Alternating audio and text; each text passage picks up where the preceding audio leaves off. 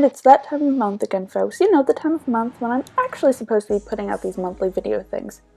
Funny, I actually got one out on time. I know, shocking, isn't it? And you know what's even more shocking? This is actually going to be a top 5 list. Who knew I could actually keep to when I said I'd be putting out a video and what I said I'd be putting in it? There's a first time for everything. And there's also a last time for everything because people die. And with that incredibly morbid comment, we jump right into today's topic. My top 5 cute girls do dark things anime.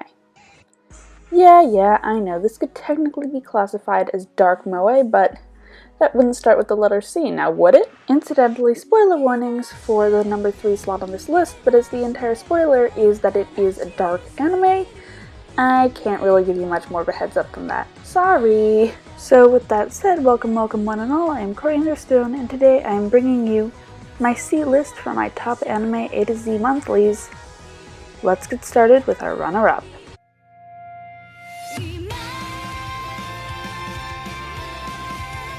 Magical Girl Raising Project. Following the trend set by Madoka Magica, Magical Girl Raising Project is another dark anime about magical girls who end up fighting each other in horrific circumstances. However, while the infighting was just one small aspect of Madoka, Raising Project takes it all the way, delving into a magical girl battle royale.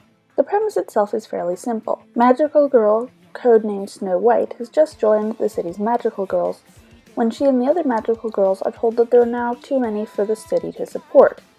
And so in order to keep all the magical girls going, someone's going to have to drop out.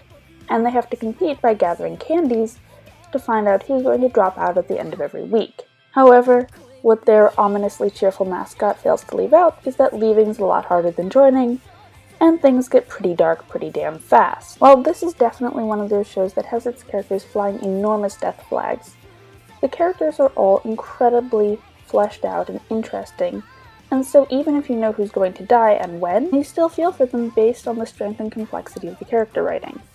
All in all, it's a dark and quite enjoyable little show. It feels pretty underrated to me, and it's one I highly recommend. Number 5.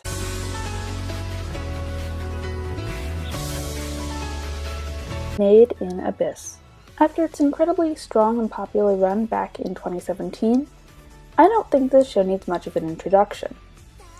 It follows Reg and Riku, two adventurous young characters, as they dive into the depths of this horrific abyss, things getting darker and bloodier and more traumatic for them with each layer they descend, and of course, the curse of the abyss, which means that they cannot go up but only down, adds a whole nother layer of tragedy and danger, both because they cannot risk physically climbing up at all for fear of hurting or even killing Riku, and also because it means that this is, at the end of the day, a one-way journey and that they will never return. Its tragedy is on a body horror level and also on a darker, stronger, more emotional level, and these two characters really carry it, along with the ominous beauty of the world around them. The dark environment of the abyss is a truly incredible landscape for these characters to explore, and it's one of my favorite anime settings. Number 4.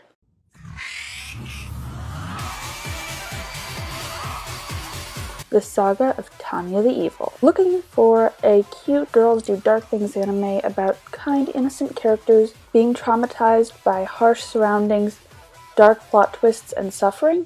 This is not the show for you. Looking for a show where the said cute character is the trauma, the harshness, the dark surroundings, and the evil plot twists? You've come to exactly the right place. Saga of Tanya the Evil is another fabulous show from last year. And this isn't a story about dark things happening to cute girls. This is a story about one cute little girl doing some very, very dark things. Tanya is a military and tactical genius for her age for some very good reasons. She is also completely sadistic and cares not a whit for her subordinates or anyone else for that matter. Tanya is out for Tanya, and if that means killing people to get her way, well, so what? But Tanya goes a lot farther than self-interest. As we see at the end of the first episode, she has a malicious, vindictive side. And honestly, watching her and her evil, twisted plotting and ambitions is some of the most fun I've had in a while. While this show is very different than the others on this list, it's one I highly recommend. Number 3.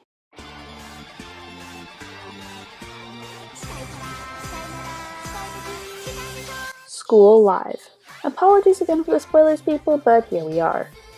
School Live starts out as a nice moe club show, with a fun little cute cast of fun little cute characters running around the school doing fun little cute things like chasing a dog and doing gardening and fighting off zombies? Wait, zombies? Wait, zombies. Yeah, that's right, this moe club show was set right in the middle of the zombie apocalypse, people. I don't know who came up with this idea, but it's honestly brilliant. This premise has a lot of potential, and the show really, truly runs with it. It uses this theme of, well, zombies plus club show to tell some amazing stories about trauma, mental illness, and dealing with pressure and stress. At the same time, it also tells a high-impact survival story with a lot of dark twists. Yes, the premise is definitely, different from what I've seen before. But School Live has a lot more going for it than just that. And its cute moe themes and various moe cuts keep it from getting too edgy and dark. All in all, this anime is definitely an underrated favorite of mine. And now that I've spoiled the episode 1 twist for you, there's still plenty of reasons for you to go and find the others. Go on, go watch School Live. Number 2.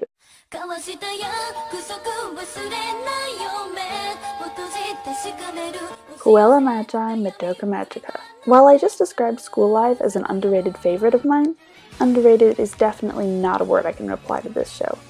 Madoka Magica is one of the biggest anime out there, and for damn good reason.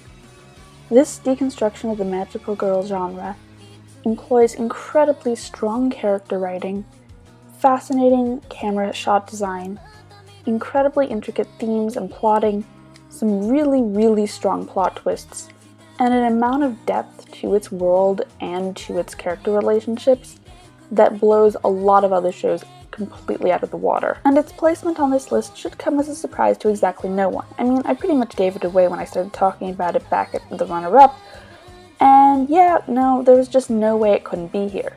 In fact, the only big surprise really is that it's not in the number 1 spot. And that's because number 1 goes to...